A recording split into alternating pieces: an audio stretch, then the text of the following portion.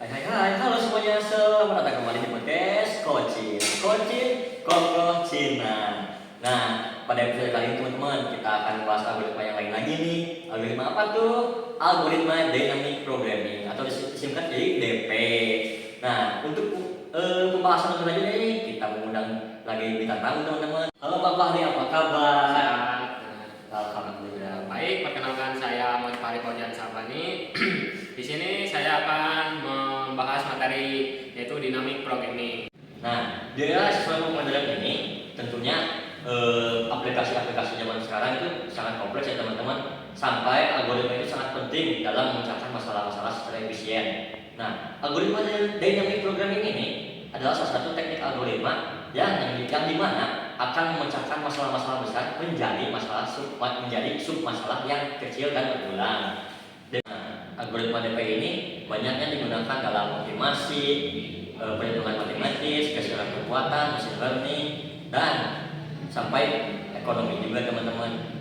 Untuk lebih lengkapnya, kita langsung tanya aja yuk ke narasumber. Pak Fahri, secara keseluruhan atau secara umumnya nih, algoritma dynamic programming itu seperti apa sih? Oke, dynamic programming itu ketika teknik pemrograman yang digunakan untuk menyelesaikan masalah kompleks dengan memecahnya menjadi submasalah yang lebih kecil. Submasalah ini kemudian diselesaikan satu kali dan hasilnya disimpan. Biasanya kayak tabel dan array. Teknik penyimpanan hasil ini disebut tabulation, tergantung pendekatan yang digunakan. Dengan cara ini kita menghindari perhitungan benang yang tidak perlu, sehingga proses menjadi jauh lebih efisien. DP ini kayak mengingat-ingat kembali nih hasil perhitungan sebelumnya agar tidak terhitung kembali. Betul sekali. Konsep utamanya adalah menghindari overlapping subproblems, yaitu submasalah yang sama yang muncul berulang kali. Dengan menyimpan hasilnya, kita bisa mempercepat perhitungan secara signifikan. Biasanya DP ini seringnya digunakan dalam kasus seperti apa aja sih? Ada banyak sekali beberapa di antaranya. Masalah seperti masalah Fibonacci, penasihat problem, penyusunan jadwal, lalu ada short test bed seperti Floyd Dwarf, lalu ada lagi optimal biaya, lalu yang terakhir yaitu penghitungan pola urutan seperti longest common subsequent. Intinya, kalau sebuah masalah dapat dipecah menjadi submasalah yang lebih kecil dan tumpang tindih, DP lebih adalah teknik yang sangat cocok untuk itu.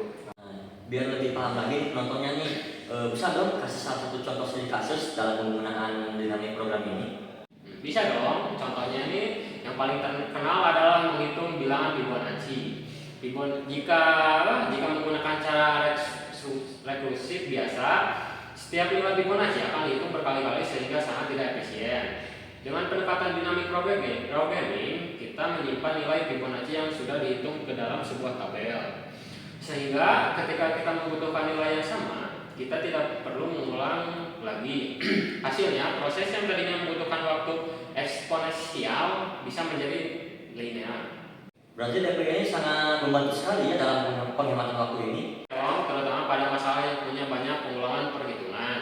Kita memanfaatkan penyimpanan hasil agar proses pembuatan solusi jauh lebih cepat. Pastinya dalam setiap algoritma itu adalah ya tantangannya tuh. Nah, untuk dynamic programming ini apa sih tantangannya itu?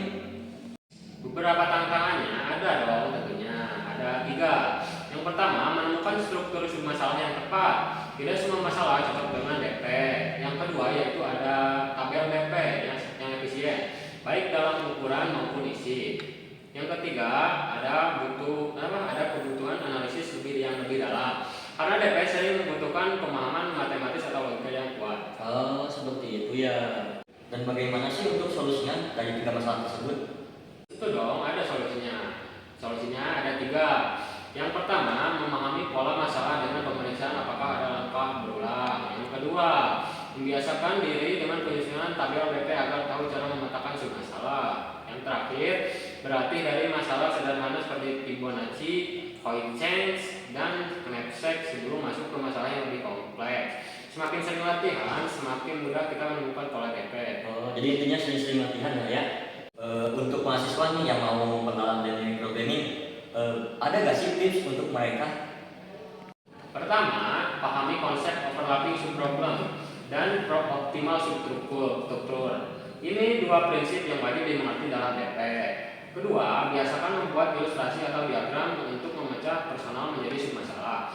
Ketiga, coba cek pendekatan DP, top-down mobilization dan bottom-up tabulation untuk memahami perbedaan dan mencari mana yang paling nyaman digunakan. Dan tentu, latihan adalah kunci utama untuk memahami DP. Nah, ingat teman-teman tipsnya. Nah, itu dia tips belajarnya teman-teman. Tadi kita udah bahas banyak hal nih, mulai dari konsep dasar dynamic programming, lalu ada cara kerjanya, terus kita ke contoh studi kasus, tantangan implementasi, hingga tips belajarnya. Kesimpulannya adalah algoritma dynamic programming ini salah satu algoritma yang bisa memecahkan masalah besar menjadi masalah yang kecil-kecil menjadi sub masalah. Pak Fahri, terima kasih ya udah datang ke podcast kali ini, dan teman-teman juga nih terima kasih juga telah menonton sampai akhir, dan juga nantikanlah episode-episode kita yang akan datang. Terima kasih semuanya, selamat tinggal, bye bye.